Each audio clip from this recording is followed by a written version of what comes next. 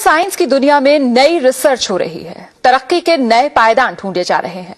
शरीर के हर हिस्से की उपयोगिता पर खोज जारी है। ऐसी ही एक संजीवनी है जो हर किसी के शरीर में मौजूद है और इसे फ्यूचर ऑफ मेडिसिन कहते हैं, क्योंकि इससे ऐसी लाइलाज बीमारियों को ठीक किया जा सकता है जिनके लिए अब तक कोई दवाई नहीं बनी है। इस संजीवनी का नाम है स्टेम सेल। क्या है स्टेम सेल की करामाती ताकत का फॉर्मूला और कैसे ठीक होंगी स्टेम सेल से लाइलाज बीमारियां, जानेंगे आज के जागो इंडिया में।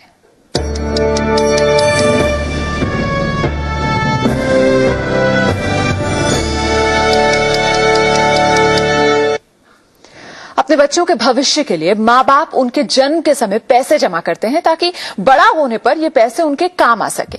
लेकिन अब कई माँ बाप अपने बच्चों के जन्म के वक्त एक और इन्वेस्टमेंट कर रहे हैं।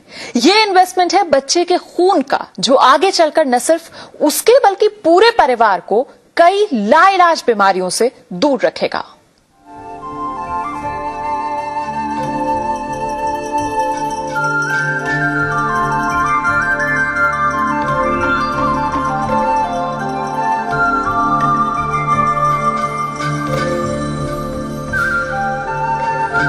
मिलिए मल्होत्रा परिवार से। कुछ ही दिन पहले इस परिवार में एक नन्हा सदस्य शामिल हुआ है। मम्मी पापा को इसके भविष्य की चिंता इसके जन्म से पहले ही हो गई थी, तभी तो इन्होंने बच्चे के जन्म के समय इसके स्टेम सेल्स सुरक्षित रखवा दिए। स्टेम सेल्स खून में मौजूद वो सेल्स होते हैं जिसके जरिए बच्चे के शरीर का निर्माण होता है। इन स्टेम सेल्स को बैंक में सुरक्षित रखवाने का मकसद है कि आगे चलकर इस बच्चे को अगर किसी ऐसी बीमारी ने जकड़ा जिसका इलाज ट्रांसप्लांट से ही मुमकिन है, तो यही स्टेम सेल्स बच्चे के लिए संजीवनी साबित होंगे।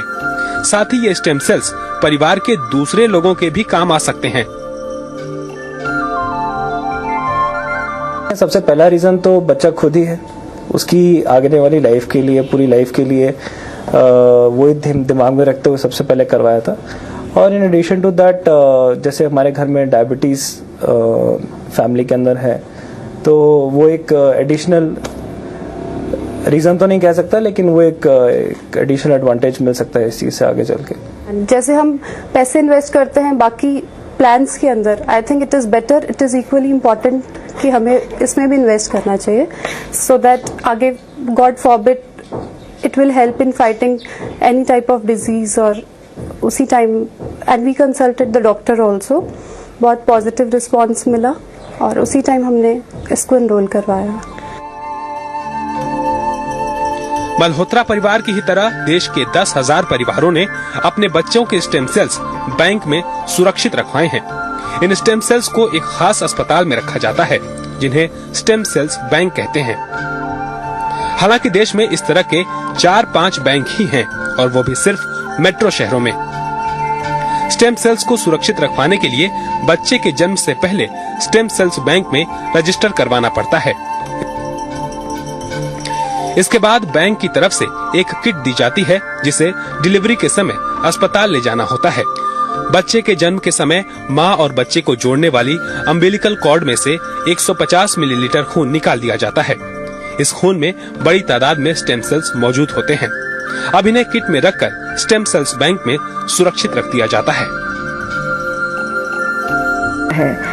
ये कॉर्ड जो है 5 से 10 मिनट में माँ के शरीर से निकल जाता है और इसको हम मेडिकल वेस्ट की तरह से फेंक दिया करते थे। पर इस कॉर्ड में जो ब्लड है वो बहुत ही rich source of stem cell है, और अब हमारे पास ऐसे तरीके हैं जिससे हम इसको कलेक्ट करके इसमें से स्टेम सेल फ्यूचर के लिए प्रिजर्व कर सकते हैं।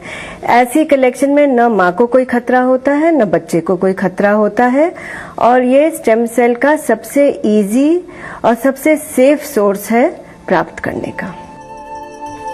स्टेम सेल्स को लिक्विड नाइट्रोजन के सिलेंडरों में -196 डिग्री सेल्सियस तापमान में रखा जाता है। इस तापमान में स्टेम सेल्स कभी खराब नहीं होते। 21 साल तक स्टेम सेल्स को बैंक में रखने का खर्च करीब 70,000 रुपए आता है।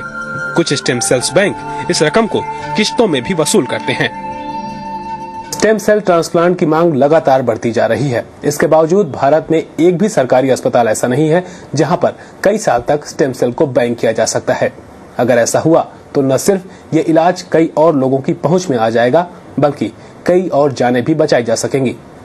कैमरामैन रवि दत्त के साथ विनोद अग्रहरी, जी न्यूज, दिल्ली। और इसी पर और चर्चा करने के लिए इस वक्त स्टूडियो में हमारे साथ मौजूद हैं पद्म भूषण डॉक्टर पुरुषोत्तम लाल, जो मेट्रो ग्रुप ऑफ हॉस्पिटल्स के चेयरमैन है। डॉक्टर पुरुषोत्तम, बहुत बहुत स्वागत है आपका जी न्यूज में। सबसे पहला सवाल ये कि आखिर स्टेम सेल्स हैं क्या? स्टेम सेल एक तरह के स्पेशल सेल्स होते हैं जो कि बॉडी के अंदर डिफरेंशिएट होके डिफरेंट ऑर्गन्स की रिपेयर करते हैं। कहने का भाव है कि डिफरेंट बीमारियों को ट्रीट करने में सहायता करते हैं, जैसे कि डायबिटीज है, हार्ट प्रॉब्लम है, आर्थराइटिस है, पार्किंसोनिज्म। तो इस तरह की जो प्रॉब्लम्स हैं उसके लिए ये स्टेम सेल्स बहुत फायदेमंद प्रूव हो रहे हैं। जी बिल्कुल। और ये जो स्टेम सेल्स बैंक्स हैं, इनसे किस तरह का फायदा उठाया जा सकता है?